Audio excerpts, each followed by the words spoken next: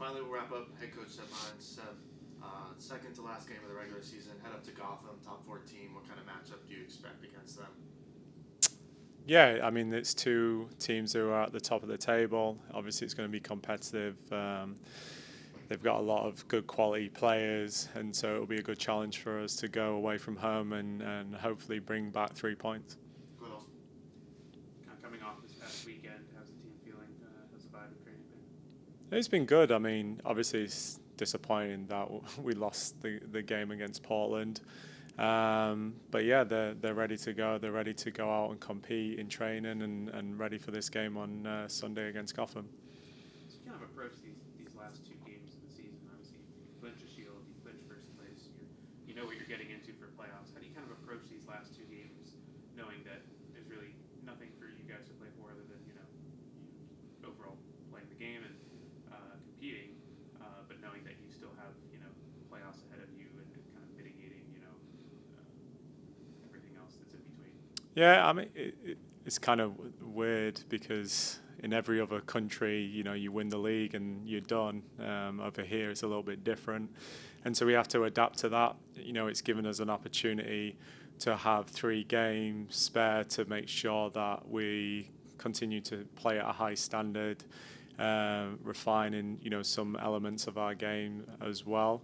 Painting different pictures, scenarios within this time in live play, and so yeah, and on top of that, you have an international break as well in between. So yeah, it has its challenges. We've obviously got players going away and representing their countries, which is amazing for this club. But yeah, everything's in preparation for the postseason. As a coach, this is all kind of new for you. How have you kind of approached, not having to, fight for a spot in the playoffs like last year, the year before, and how are you just kind of approaching it? I've said it from the start, it's game by game, and I know it's like really cliche, and you've heard me say that multiple times. But yeah, like it's amazing what these players have achieved with games spare, to win the Shield with 3 games left in the most competitive league around the world is an amazing achievement. And so, yeah, obviously we changed some personnel around in the Portland game. There's players who have played significant minutes for us, and the ones who have also gone to the Olympics, and we've asked a lot from them, coming back into our environment and playing straight away. You see around other teams, they might have given those players a rest, but it also shows the hunger and desire for our players to come back into our environment and get their reward for winning the Shield. So we wanted to, reward them for their efforts by almost giving them that game off. And so they feel refreshed going into the next couple of games, and obviously going out to represent their countries as well, and feeling good when they come back into the postseason. But yeah, it's a learning moment for me. Obviously, I haven't got a ton of experience, and so I'm learning, and every week that is coming. And so yeah, like I said, I've just taken it game by game, and making sure everyone's fit and ready for that first postseason game at home.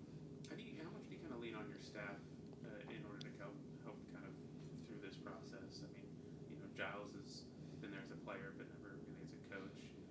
Paul's been there, and Joe's kind of been there in certain ways. But just how are you kind of leaned on each other in terms of just kind of figuring things out as you go along? Yeah, I think we can rely heavily on our playing experiences. We've all played at a high level. We've all gone through playoff scenarios as players as well, and what's worked, but never as coaches. And so, yeah, this is a little bit different, unknown territory. But yeah, I think we're just embracing it. I think we're obviously enjoying it right now. It's not often that teams have this luxury of having 3 games at the end of the season with it doesn't play any dividends of where you're going to stand in the season. So yeah, we're taking it all in and learning as we go along. Talking about the international players,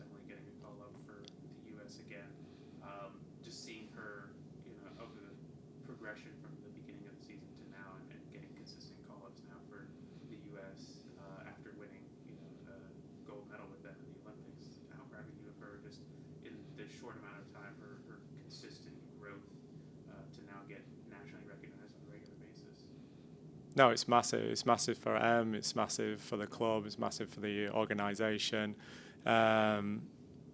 To develop a player to get into the national team is amazing. It's something that we take a lot of pride in as coaches. And yeah, her progression's been unbelievable. Even going back to last year to where she's at now.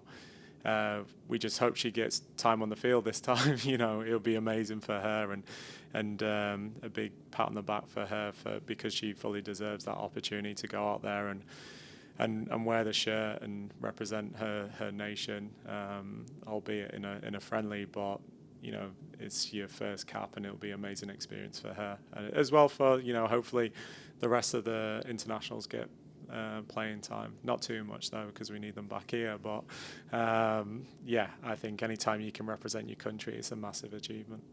Speaking of playing time, we were talking to Viv earlier. She got her first couple minutes back against Houston. We kind of talked to you about it back then, but just seeing her, progression, not just from last year, but from the year before, coming back from injury. She's come back from 3 injuries now since she's been here.